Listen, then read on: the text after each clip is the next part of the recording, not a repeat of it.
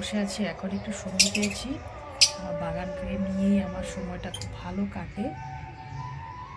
যদিও আমি ছাদের মধ্যে গাছ লাগাই না, কারণ সেখানে গিয়ে জল দেওয়াটা একটা বড় প্রবলেম হয়ে যায়, ঘরে থাকি না। এদেরকে তো রোজ দিনই দেখতে পারি।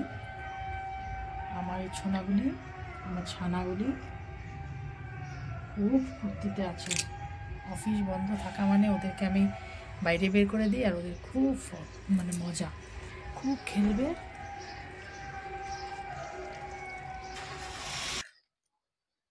এই যে গাছগুলো আমি দেখাচ্ছি, এই গাছটাকে কিন্তু আমি খুব সুন্দরভাবে কিছুই করতে লাগেনি, খালি গাছের নিচে আমি দিয়েছি যত পুজোর ফুল। আর এখানে আমার অনেক গাছ আছে, এই গাছগুলোর সাথে আমার অনেক সময় যায়। তো এই গাছগুলো আমার প্রত্যেক দিনের সকালের সঙ্গী। আমি যে অনেক ভিডিওতে বলি যে আমি সকালবেলা উঠেই আমার গাছগুলোকে দেখি, তো এইভাবেই আমি আমার গাছগুলোর সাথে সময় কাটাই। আর গাছগুলোর একটু পরিচর্যা আজকে করেছি, কারণ খালি যে ঘর বাইর করলে হবে না, আমার এই গাছগুলো আমার খুব আদরের, ওদের সাথেও আমাকে ভালো সময় দিতে লাগবে। গাছকে ভালোবাসলে কিন্তু ওরা খুব ভালো থাকতে পারে। এই গাছটাকে আমি দেখাচ্ছি,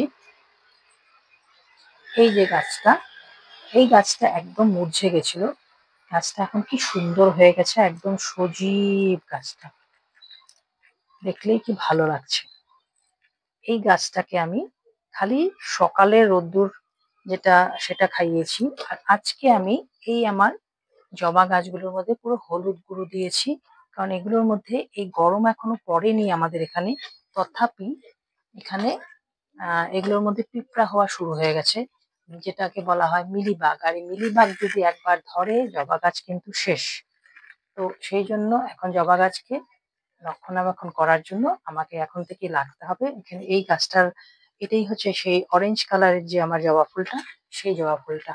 আর এখানে আমার ক্যালেন্ডুলা গাছ আছে, এটা আছে আমার অপরাজিতা গাছ। এই অপরাজিতা গাছটাকে আমি একদম কাটিং করে দিচ্ছি, কি এটাকে আমি ভাবছি বেশি বড় করব না, এটাকে ঝাপড়া করব। আর এবার আমি একটা খুব ভালো, আগেও আমি বলেছিলাম যে এটা আমার একটা অভিজ্ঞতা হয়েছে যে আমি অপরাজিতা গাছটাকে একদম ছেঁটে দেওয়ার পর, যেটাতে ফুল হওয়া বন্ধ হয়ে গেছিল, তারপর খুব সুন্দর ফুল দিচ্ছিল। আরেকটা আমার গাছ আছে, এটাকে আজকেই কাটিং করেছি, এটা হচ্ছে হাজারি গোলাপ।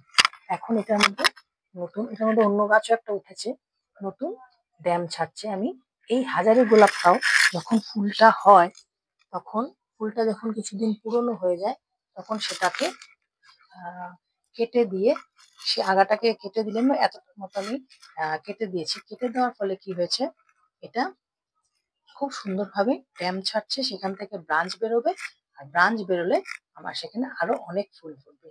তো গাছের সঙ্গে আমার একটা অনেক ভালো সময় কাটে। এই গাছটা যেমন স্পাইডার গাছটা, এটার এবার এরকম ভাবে ব্রাঞ্চ গুলো বেরিয়েছে, এটারও আমি আজকে একটা গাছে এখানে কোথাও রেখেছি, এটারও আমি একটা এখানে আরেকটা ব্রাঞ্চ বানিয়েছি। তো সবাই গাছের সাথে ভালোভাবে সময় কাটালে না, নতুন যখন সকালবেলা উঠেই যখন আমি প্রথম গাছগুলোকে দেখি, এই গাছটা যেমন ফুল ২-১ দিনের মধ্যে ফুটবে, অপেক্ষায় আছি, হয়তো রোববার নাগাদ ফুটবে। তো একটু যেন মিলিবাগের উপদ্রবটা কম হয়, সেই জন্য একটু হলুদ গুঁড়ো, এতটার মতো হলুদ গুঁড়ো প্রতিটা গাছে গোড়ায় গোড়ায় দিয়েছি, এটাতেও দেবো, নয়নতারা গাছেও দেবো, আর ওটাতেও দিয়েছি, জবা ফুলের গাছেও দিয়েছি। তো গাছ ভালো থাকলে আমিও ভালো থাকবো। সবুজটা আমাদের সঙ্গে রঙিন করার জন্য খুব ভালো।